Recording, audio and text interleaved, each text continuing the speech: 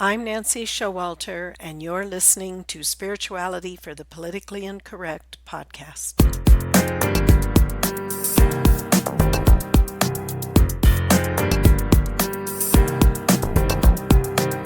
Welcome, all radical paradigm shifters and creative change makers.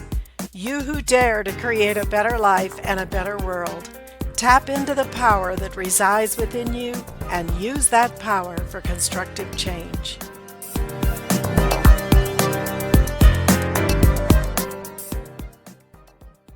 Hello, everybody, and welcome to part 2. What happens when I die, and how can I prepare? We're here again with Reverend Carl Showalter. We talked last week about what happens when you die, and we'll continue that discussion, but we also want to cover this week how we can prepare for our transition or the transition of a loved one.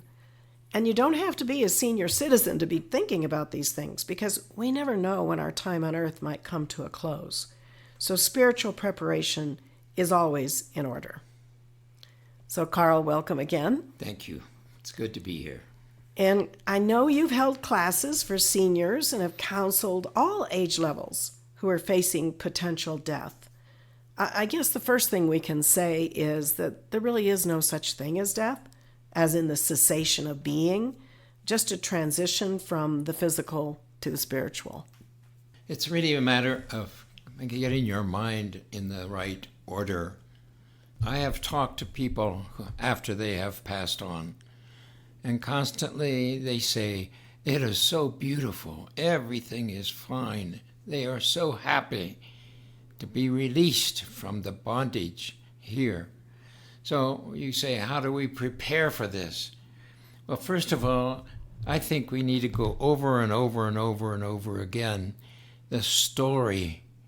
You don't know when you make that transition.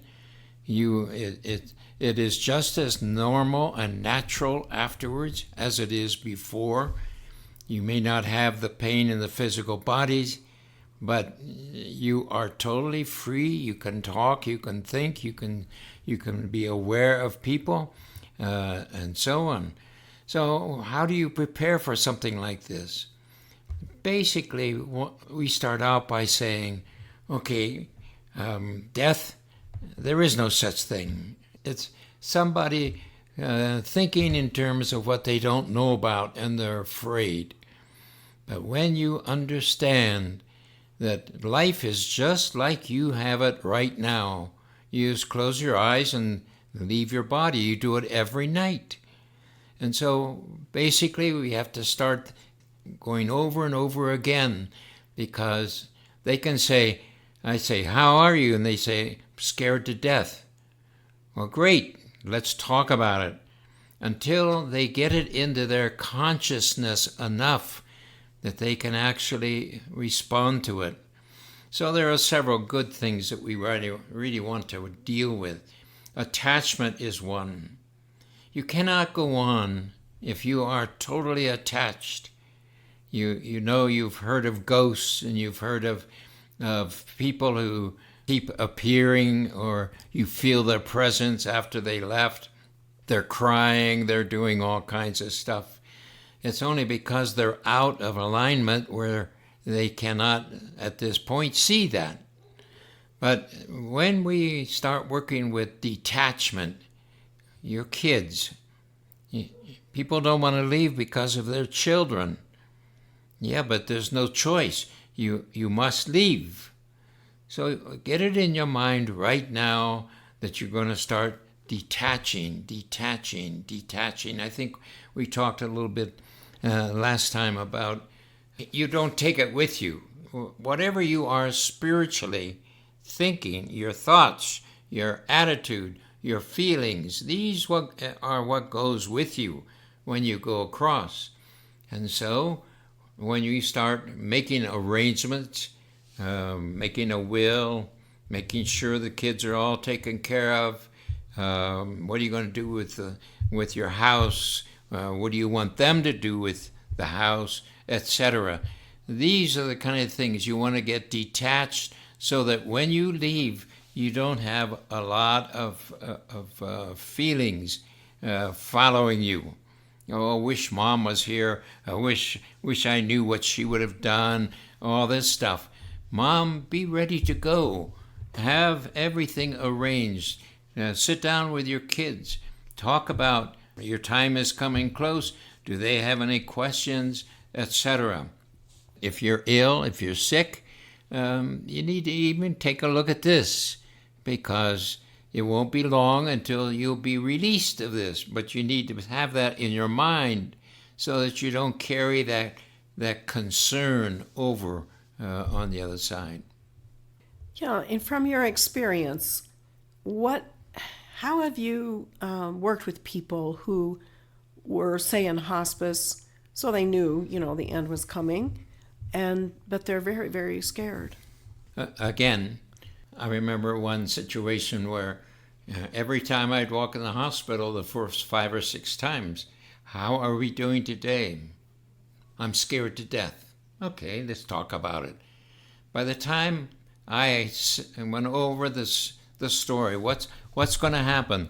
The moment you make the crossing, you will be taken by an angel or by a loved one's, or from Jesus or Mother Mary. You'll be taken to a building and you will go into this room, and they will flash on the wall your whole life, and you'll get a chance to see where you failed and where you were right on, etc., etc. And so I go over this every time. This is what's going to happen. You have no problems. You won't be alone. You'll be met at the crossing, if you want to say it that way, and they'll take you right where you want to go. So when they have a lot of fear, to me, it's a matter of making clear over and over again, because they have made a deep mental pattern of being fearful. You don't know what's on the other side. But right. once you are able to start breaking through that, the fear starts going away.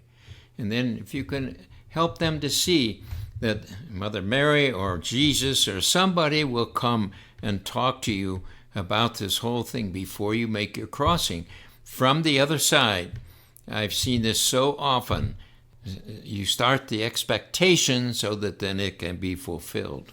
Well, and this is why the Ascended Masters have told us, they recommend that we have a relationship with many masters, but just even one in particular that you resonate with, whether it's Jesus Christ, whether it's Mother Mary, whether it's Saint Germain, whether it's Archangel Michael, an angel, whatever. Someone who's already achieved what you're trying to achieve, meaning the ascension. They don't have to come back. They've already united with their God presence. They have their permanent identity in God, and they evolve from there. And then we know many of the Ascended Masters work with the earth, and they want to help the victory of the souls here and the planet as a whole. So to develop a relationship with one of the masters who are at the level of the Christ, which is your true identity. It's who we are. We are sons and daughters of God. And so when we can rise to that level of our own Holy Christ self within us, then we can be in an even closer relationship with those who already are the Christed ones. And Jesus Christ, of course, was our amazing and perfect example of what it means to be the Son of God. And this is one of the things that I would deal with in a class. I would lead them in meditation where you would see Jesus come. You would feel him. You would sense the energies over you. You actually begin to see through his eyes because he's now inside and so on. And we would work with this, trying to move toward that spiritual understanding and an experience away from the physical. Now, this is very important. So what are some of the things you did cover with the seniors in your classes? Well, we would cover about sin. What have you done in the past that still bugs you? Where have you been that hurt by or something like this? And how do we release this so that it does not get in the way from our thrust across on the other side? We talked about love as being the basic vibration of God and how we must become that as much loving as possible. And we would look at resentments and hurts. Again, this is where detachment comes in, where you learn to let go of all of these things that are heavy upon you. Right. You know? Forgiveness, basically. Forgiveness, exactly. You think of forgiveness as forgiving, giving it up. Forgiveness helps you more than the other party, actually. Oh, absolutely. So it doesn't help you to hold on to these energies or painful experiences. Right. And I think one must also deal with his feelings about his family. Do you have faith that they can make it on their own? Are you concerned or worried that they're not going to be able to make it? All of this needs to be talked about and discussed. In order to be really detached, you have to have your will worked out and say, okay, this is what I would like whenever it goes, whenever I go. Right. And there's the other side of the coin. Maybe you're not the one dying, but maybe it's one of your loved ones. Maybe it's a parent or a spouse or a child that is dying. So all of this teaching also applies to that situation. Oh, absolutely. And it's important that the individual who is passing on feels your support, but also knows you're willing to release them. Because we know many times loved ones can be at the bedside of someone who is passing on. They may not even be conscious, but they don't actually leave until those loved ones either say, it's okay, you can leave, Mom, Dad, it's okay, we're going to be fine. Or they leave the room. I know in the case of my father's passing, which was just very recent at the age of 97, my sister was with him and her daughter, and they knew he was passing on, and they were with him, supporting. Finally, they said, well, we're going to go get something to eat, because they hadn't eaten in a long time in the hospital there, or the nursing home. And while they stepped out, he left. Because sometimes people want to do that on their own, just be by themselves. That's detachment. Right.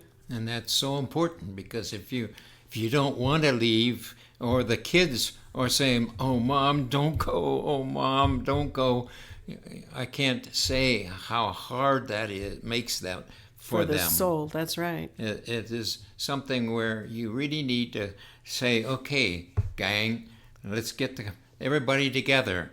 And how do you feel about this? And how do you release your mom so that she can go in peace and so on? Right.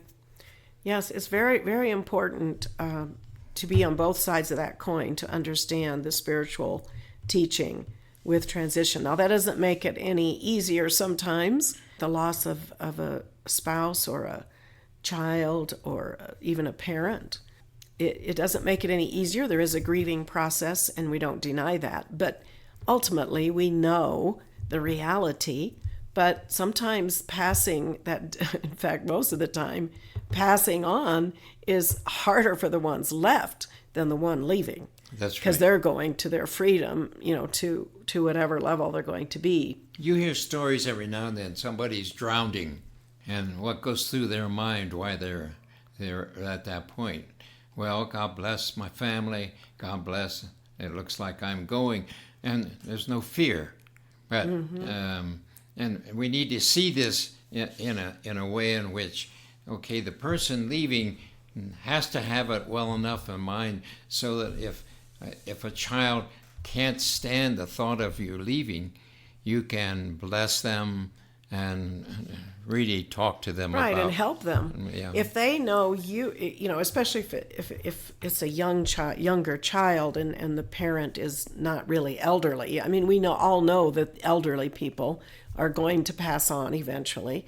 It's sometimes very challenging when it's someone who's not elderly, and you think, oh my gosh, they're leaving at such a young age, or a child leaving at such a young age. But these things are challenging and difficult. But if you're the one leaving, I just recently saw a little film of a woman who was only 40 years old, had serious cancer. She had a son and her husband, and she was dying, and she knew that. She was very sensitive to it. She could tell that she was getting closer and closer, even though, she wasn't even totally bedridden. She was conscious, but she could tell. And she actually called all her friends and family together, and they had the celebration of life before she left. And so they celebrated her life.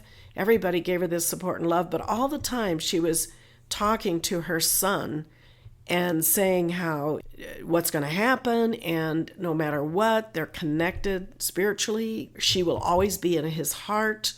And he was so well prepared for this. He was so well prepared. And children are very adaptable if we give them the right environment.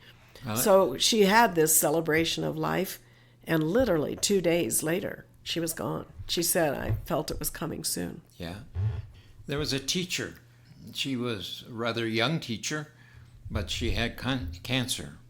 And when she came close to the end, she was one that would say, I'm scared to death, But as she came to the end and she had gone through this experience with Mother Mary, she called her students, and the whole class went over.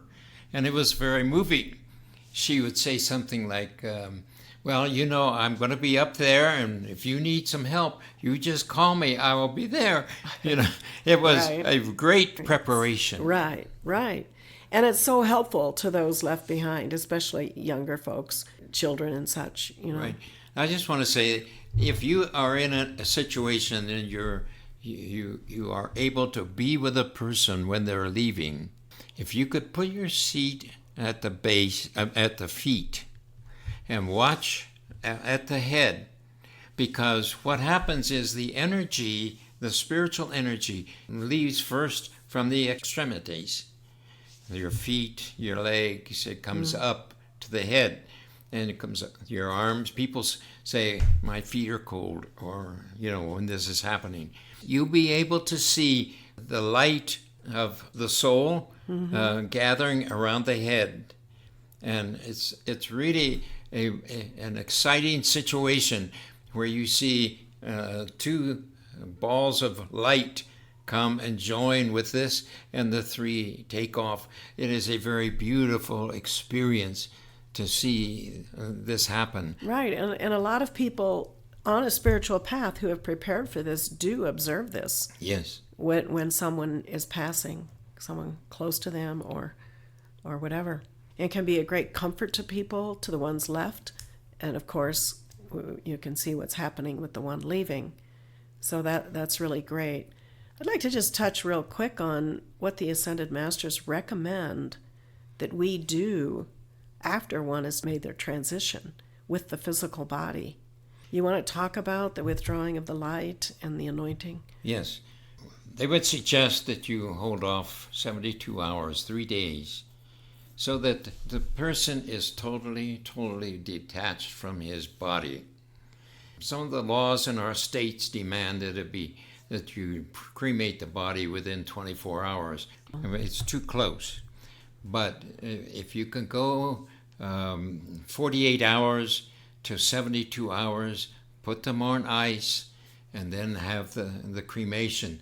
At the cremation, you should draw the energy out the feet and the head.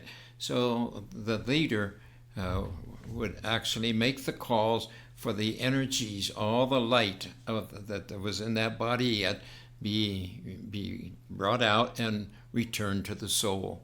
Right. So it's just a gradual transition of all the energy in the physical cells of the body to be withdrawn. It happens eventually, but we can help that along so that the soul can be completely detached from the body before it's tampered with, if that's necessary. Yeah. Right. And the masters recommend cremation because we are still, that's part of our energy, and we still have to claim that energy. And so they recommend that we transmute that energy right away and release the light from any physical form rather than taking, forever to disintegrate. Because you're in the still earth. attached to those bodies. Well, because they were part of you at one point. Yeah. And so that's why cremation is recommended rather than trying to preserve the body, indefinitely.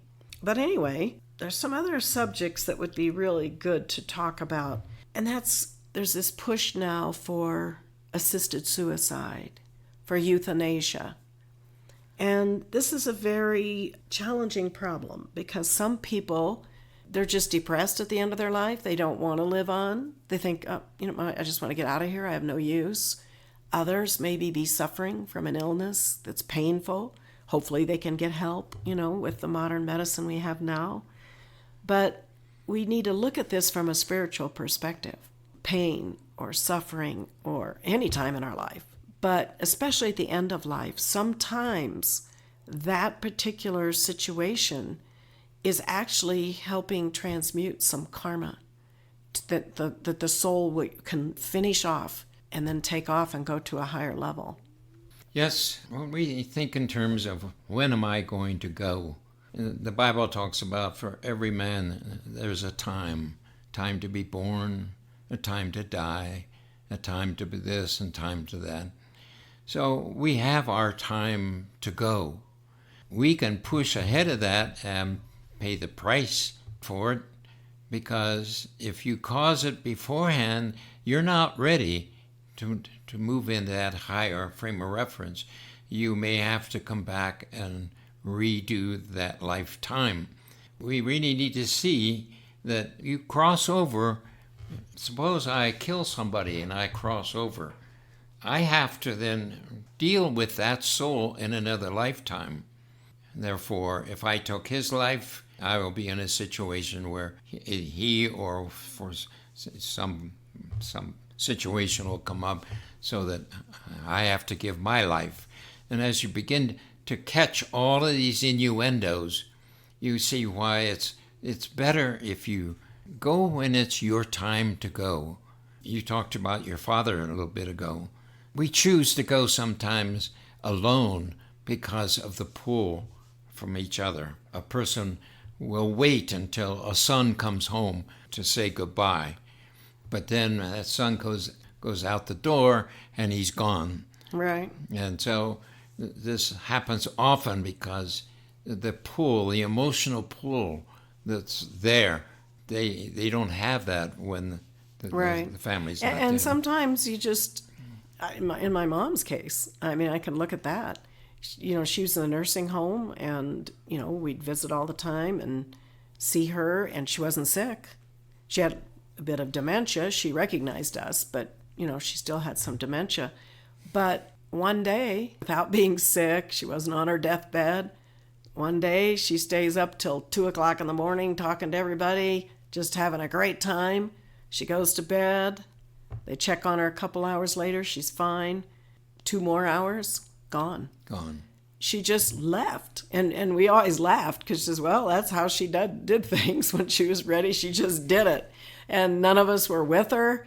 Feel a little bad about that. But then on the other hand, when you tune into her spiritually, she was on a spiritual path. She knew. And you could feel she's gone. She's happy. She's fine. She lets you know that. And that's just how she chose to do it. The early Christians used to celebrate at a funeral. They would have their big parties and dance and so on, celebrating the life of the person. Once you understand what it is all about, it becomes a release of right. And when you really take a step back and look at it, it's quite funny and strange that we would be so emotionally distraught when an elderly person passes on, because it's not like we don't know this is going to happen. It's going to happen to all of us. The old saying, none of us is going to get out of this alive. And so we're all going to move on. So it's not a big mystery. It's not, it's a shock just because of the sudden absence of someone. I guess some of the Eskimos, when comes their turn, they just walk out of the igloo and start walking until they freeze to death. Right. And a lot of native cultures do that. They go into the woods when they know it's their time. Yeah. And they just don't come back. That's right.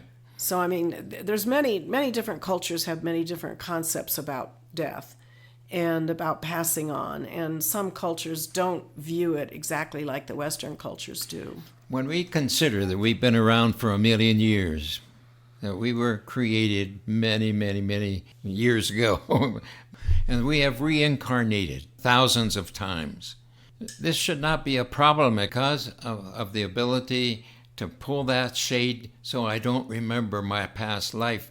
That gives me freedom to deal with this life.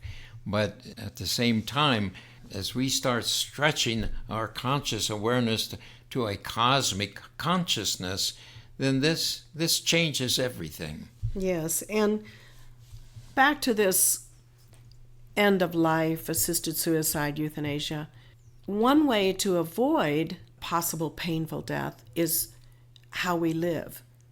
So in other words, if we are to stay as close to the natural laws of health and wholeness as we can to keep the body healthy and whole till the very end, and also the spiritual tools that we have, this is why we do the violet flame. Because if you listen to previous podcasts, the violet flame is that frequency that you can transmute energy. You can transmute karma without living through it, without even knowing necessarily. So you can keep yourself, quote, clean, physically and spiritually, as clean and pure as you can in this world today, and avoid, hopefully, some of these very painful experiences at the end of life. So we have to take care at both the physical and the spiritual level. And we talk about that in these classes that I had. We would go through that.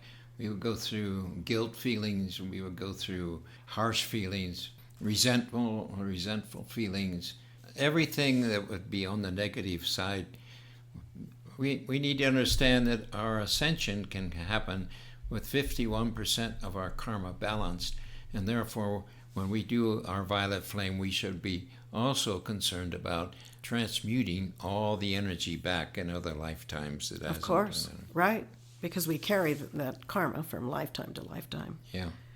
Well, very good. I think there's a couple of resources that I'd like to share with folks. A dear friend of ours has just recently released a book called Our Magnificent Afterlife, Beyond Our Fondest Dreams. This is by David Lundberg. C. David Lundberg, Lundberg. You can get this on Amazon. This was such a well-researched book. He goes into all of the various aspects of death from people who've gone and come back, people who are over there, all kinds of angles on death. It's a very, very good book. We highly recommend that. Also, there's a movie that's been out for a while called Astral City. And this movie, obviously it's a movie, so we can't say every single detail in the movie was accurate because you know how they make movies. But it does come from a book. And this was a story of a gentleman who passed on and who went to higher realms, first ended up into the confusing realm, which you see, and then he goes to the next level up higher, and he ultimately has his own conversion transition into a higher consciousness, and he connects back to a famous medium in Brazil, and this man records his story.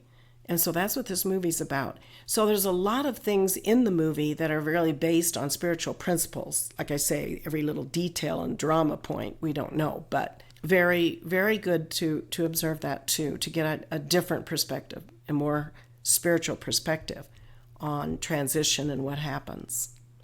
So thank you very much, Carl, for being here. It's been my pleasure. We really appreciate it. And our next episode next week, we'll be dedicating the entire episode to practical spiritual tools that we've not covered so far, tools you can use in your daily life. I have a special guest, and you won't want to miss this. So please do join us. Until then, keep an open mind, a generous heart, and a powerful spirit. I'm Nancy Showalter, and you've been listening to Spirituality for the Politically Incorrect. Thank you for being with me today, and if you enjoyed this episode, don't forget to subscribe on iTunes. And to follow more of my work, visit me at nancyshowalter.com.